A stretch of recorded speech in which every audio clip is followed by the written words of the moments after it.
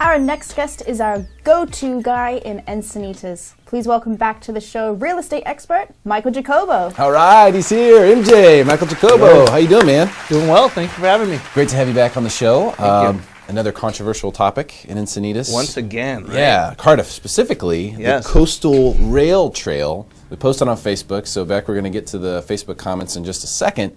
But for starters, for anyone who doesn't know, what is this coastal rail trail thing all about? Well, let me start off by saying it's a little bit broader than just Encinitas and Cardiff. Oh, okay. It's actually it's going to be a trail, a coastal rail trail that's going to eventually will be from Oceanside all the way down into the Santa Fe Depot. Oh, okay. So what's going on right now is some cities have already done it, have already worked on it, such as Solana Beach. Encinitas is in the process of doing it now.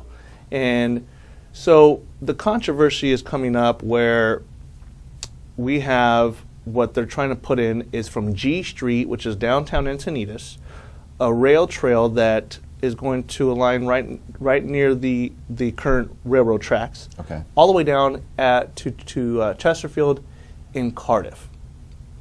Here's the problem. You have some people that are for it, some people that are against it. Reasons being is currently they have it set to be on the east side of the railroad tracks. We have some residents in Cardiff that like for it to be on the west side of the railroad tracks.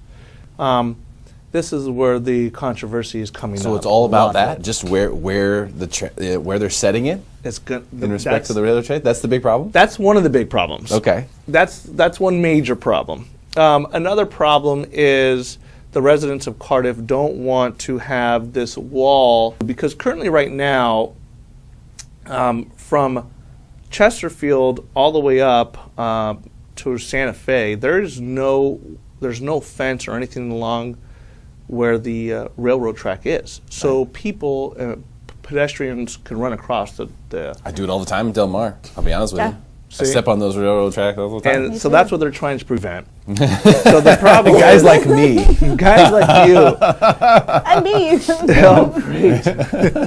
So what they're trying to do is they're trying to come up with some ideas as far as what would this fence look like.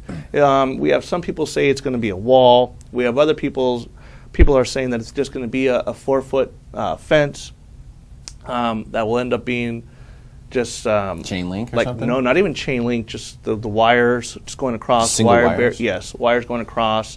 And only 4 feet tall. Pointless. Pretty That's much. not that bad. Yeah. It will be a bike and rail path all the way again from G Street in Encinitas, downtown Encinitas, all the way to the end of Chesterfield in Cardiff by the sea.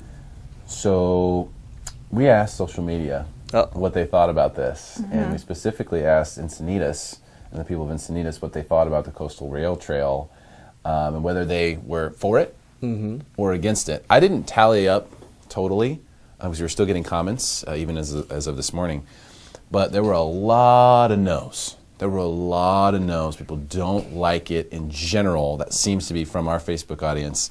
They don't like it. Beck, let's hear some of the specific comments Okay, yeah, from this post. We're going to start with Dave Garnier, and he says, no.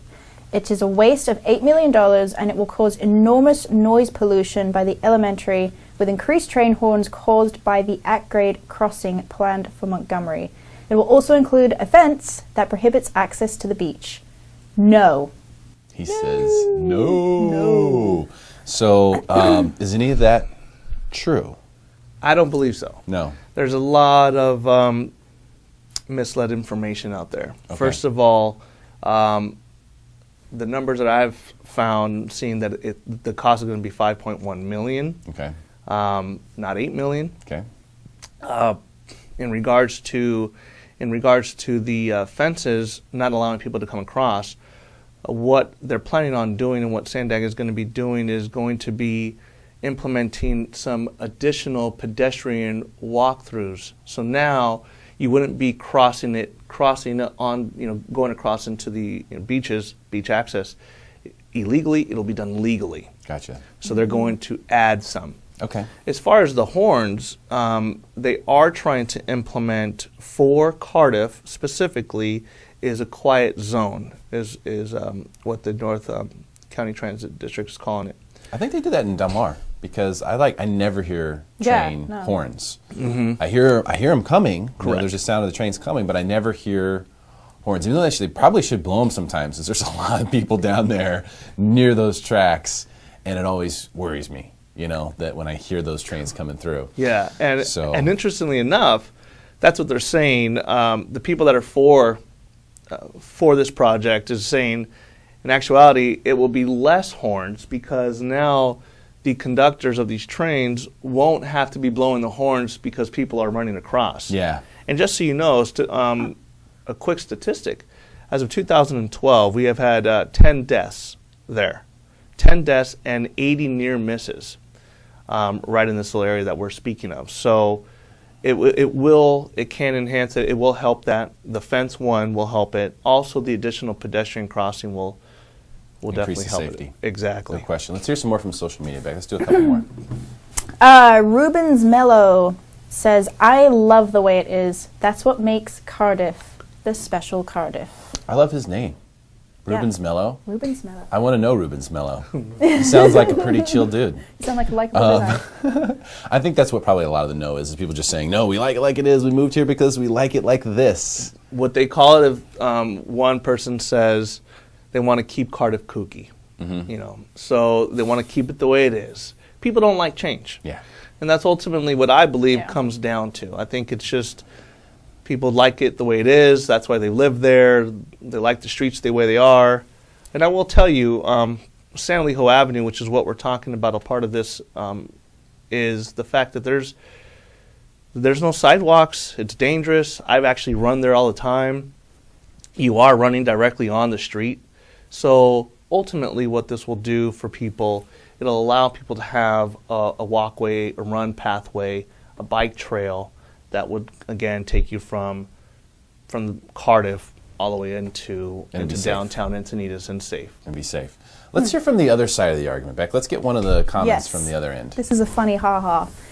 Simon Halewood says, if it makes my access to the Kraken easier, I'm for it. Hashtag selfish. Nice. Nice. It's nice that he recognizes that. Yeah. Well, let's get down to the brass tacks because, I mean, ultimately, I think, you know, how this plays out in desirability, which ultimately leads to values of property. Right.